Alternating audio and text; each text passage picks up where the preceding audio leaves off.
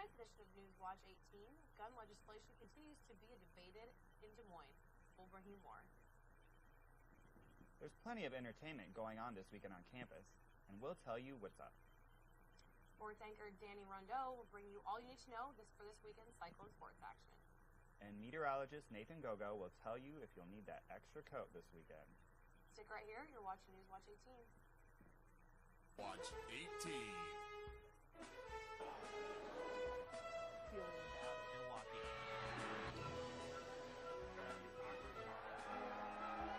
Newswatch 18 starts now.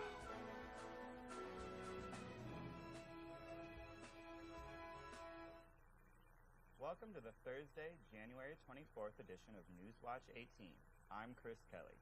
And I'm Elizabeth Kramer. We'll bring you the news here shortly, but first we're going to turn it over to meteorologist Nathan Gogo, who will give us a sneak peek at what's going on tonight with weather. Yeah, we had a pretty cold day today, and the last couple days actually been pretty cold. We're not out of it yet. Looking at the temperatures right now across the state, or locally anyway, 16 here in Ames, Ankeny sitting at 18, all in the teens right now across central Iowa, and if you factor in the wind right now, you're looking at 3 degrees in Ames, -3 up in Mason City, 6 in Des Moines. So it's a pretty cold night out there tonight, pretty windy and blustery, but we do have a storm system coming in this weekend, so some chance for snow. I'll have more for that in the later forecast. Back to you guys. A controversial gun rights amendment is back on the Iowa legislature's agenda. On Wednesday, 33 members of the Iowa House, including 2 Story County Republicans, sponsored the amendment. According to the proposed amendment, the right of an individual to keep, possess, carry, and use firearms for legitimate purposes should not be infringed on or denied, and that any restrictions of this right would be subject to strict scrutiny. Iowa is one of only a small number of states whose constitution does not carry anything that protects the right to bear arms. Gun legislation has been a major source of national debate since the December 14th school shooting at Sandy Hook Elementary in Newtown, Connecticut, which killed 20 children and 6 staff members. One Ames man won't be writing any more checks anytime soon. Police say 34-year-old Justin Darrick Nelson wrote nearly $60,000 worth of bad checks on an account that only had $7 in it. Nelson used the checks to purchase vehicles from Quality Motors and George White Chevrolet in Ames. Police arrested and charged Nelson with 2 counts of first-degree theft, 1 count of second-degree theft on Wednesday. Nelson would return both vehicles to their respective dealerships several days later. Nelson is currently being held on $25,000 cash or surety bond. Students flooded the Great Hall Wednesday for this spring semester's Club Fest. From 11 a.m. to 4 p.m., a variety of clubs and organizations handed out pamphlets, club-embroidered cups, candy, and other things to entice prospective members to join. Club Fest gives over 200 campus clubs and organizations the opportunity to attract new members who are interested in getting involved on the Iowa State campus. Some of this semester's participants included many Greek organizations, the Fencing Club, and even the Quidditch Club. Iowa State University will feature a free showing of the controversial documentary Bully on Monday, January 28th. The 2011 film follows the lives of several families, including local Iowans, and how they are affected by bullying. There will be a discussion following the film. The Student Union Board sponsors both the film and the discussion. The presentation is open to the public and will be held in Memorial Union's Great Hall at 7 p.m. With over 31,000 students at Iowa State this semester, it's no wonder Financial Counseling Clinic is on the rise. Financial counseling clinics provide a one-stop shop for students who are stressed over money, with the clinic's goal of helping to relieve some of that stress. Director of the Financial Counseling Clinic, Jonathan Fox, says although the clinics are not a place to come to help consolidate loans, the clinics do help students understand the impact of taking on more student loans. The Iowa DOT has recently proposed new driver's license restrictions that may have some Iowa teens apologizing to their friends. The newly proposed restrictions would restrict teens ages 16 and 17 to having only 1 additional passenger in their vehicle unless accompanied by a parent, guardian, or driving instructor. The current law allows teens to carry as many passengers as they have seatbelts. If passed, teens would also be required to have a driver's permit for at least 1 year before they can obtain their intermediate license. The current wait time is 6 months. This month is Stalking Awareness Month, and as a way of informing ISU students and faculty about this serious issue, the Margaret Sloss Women's Center, Iowa State University Police, Judicial Affairs, Student Assistance and Outreach Services, and Access will be hosting a Stalking Awareness panel tonight in the Pioneer Room at the Memorial Union. Members of the panel will include police lieutenants and an advocate from Access. The panel will go from 7 to 9 and will have a chance for the audience to interact and ask panel members questions. On Friday, the Memorial Union Maintenance Shop will play host to Sixpence None the Richer, a popular 90s band that many Iowa State students may remember with nostalgia. The Christian pop band is known for several hits, including Kiss Me and There She Goes. The band has recently reunited after a 3-year hiatus. The show will begin at 9 p.m. and is open to the public with a discounted rate for Iowa State students. We now bring in our sports anchor, Danny Ronjo. Danny, what is the weekend looking like in sports and what's happened so far?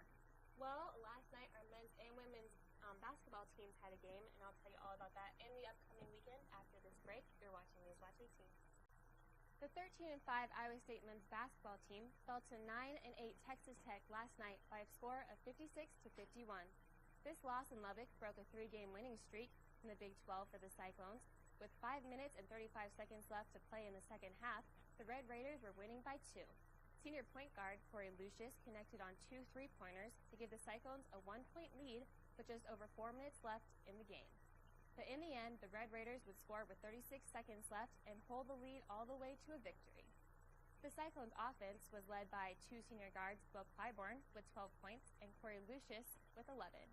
Clybourne also had 10 rebounds on the night and his 4th double-double of the season. Texas Tech held Iowa State to just 35.5% shooting from the field, including a 6 of 23 night from behind the arc. The Clones are back in action on Saturday in Hilton to take on number 11 Kansas State at 2:45. You can catch this game on the Big 12 Network.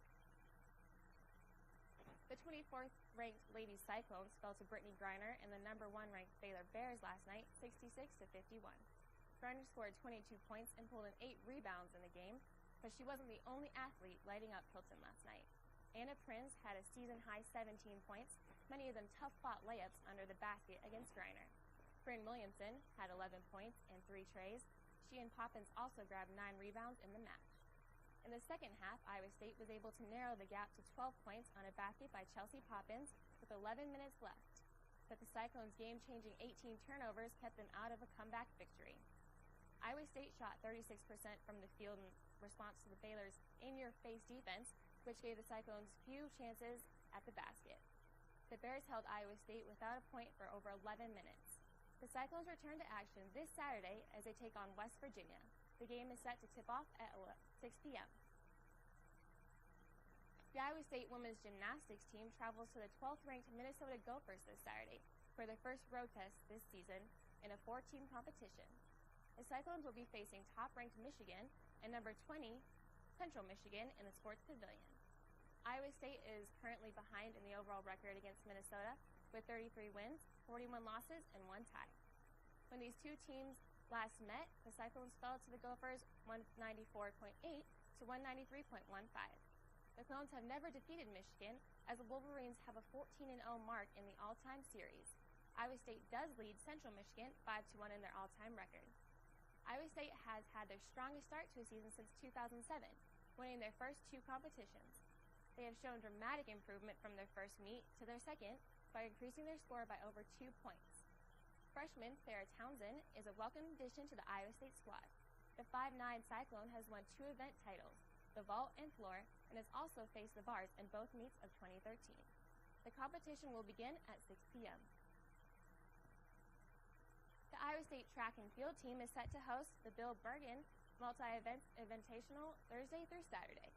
The men's heptathlon will kick off the meet Thursday at 1 p.m., and Friday's events will begin with the women's pentathlon at 1 p.m. as well. The meet will then resume Saturday at 9:20 a.m. with the men's weight toss. The teams competing against the Cyclones include the Big 12's Kansas State and other teams such as Iowa and Minnesota. In last year's competition, Iowa State claimed 6 titles. The men's team came in 4th with a score of 71 points, and the women tied for 3rd with 107 points. The Cyclones earned a team score of 66 points, which landed them 3rd overall. The Cyclone to watch this weekend is sophomore sprinter and hurdler Krista Schumann. In the first two meets of the 2013 season, Schumann placed third in the 600-yard run. Krista believes her team has a lot of potential this year due to their contagious work ethic and determination. You can catch live stats from the meet at cyclones.com. And finally, some good news from the NBA regarding Royce White, as it appears this former Cyclone star is getting closer to taking the court with the Houston Rockets. According to the Houston Chronicle, a person with knowledge of the situation said the Rockets are close to making an announcement that White would return to the team with a written agreement that includes key elements, including protocols that White wanted in his contract. White has held out of playing for the Rockets this season, as the two sides had yet to meet an agreement over how to address White's widely publicized anxiety disorder. The Rockets suspended White 2 weeks ago without pay for refusing to provide services. The Rockets drafted White with the 16th overall selection in last June's draft. The 6'8" forward played only one season for the Cardinal and Gold, but led the team in points, assists, and rebounds. That's all I have for you in sports. So Nathan, how is the weather looking this weekend? Danny, it looks kind of messy. There's good parts and bad parts. Right now, today, we had a really cold day, but again, this weekend we have some interesting weather. I'll have that more for your in your full forecast after the break. You're watching Newswatch 18. Welcome back to Newswatch. We had a bit of a cold day today. Currently out there right now, it's 17 degrees with a wind from the southeast at 9 miles per hour. Looking at local current temps right now, 17 here in Ames again, 18 in Ankeny, 20 out in Des Moines, 16 in Fort Dodge. We're all about in the teens right now. And if we look at the local or Iowa actual high today, it was about the same. So 20 in Des Moines, 17 here in Ames.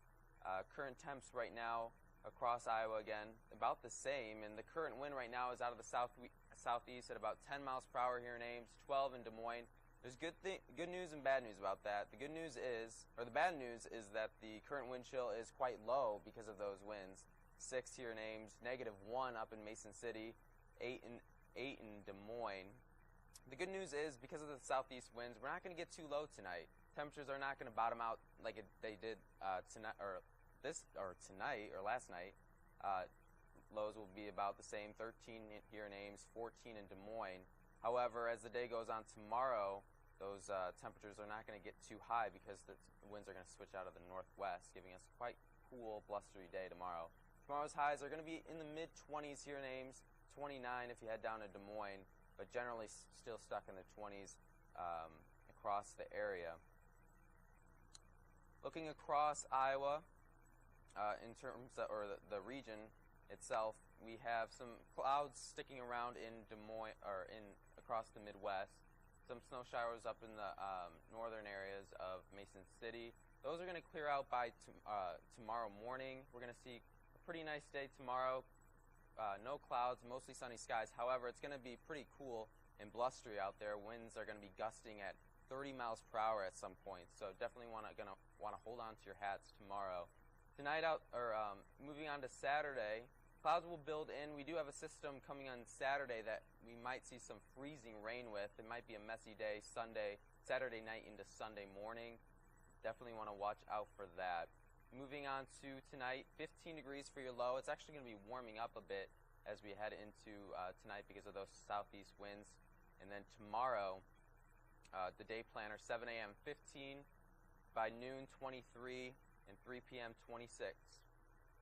26 for your high tomorrow, and then the 7-day, warming up for the weekend and into the early next week, and then a cool down again at the end of the next week. Back to you guys. For the first time, Batman, Spider-Man, and the Avengers will meet at the Iowa State campus. The ISU College of Design will host an underground comic book exhibition starting from today until February 10th. The Legion of Indecency, the golden age of underground comics, will feature a variety of notoriously adult comic books made popular in the 1960s and 70s. The exhibition is on display in the Design Building's Gallery 181 room, and is free and open to the public.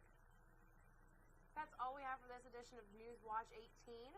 Be sure to turn on Tuesday at 8 for more cyclone news, weather, and sports. Have a great weekend, Ames.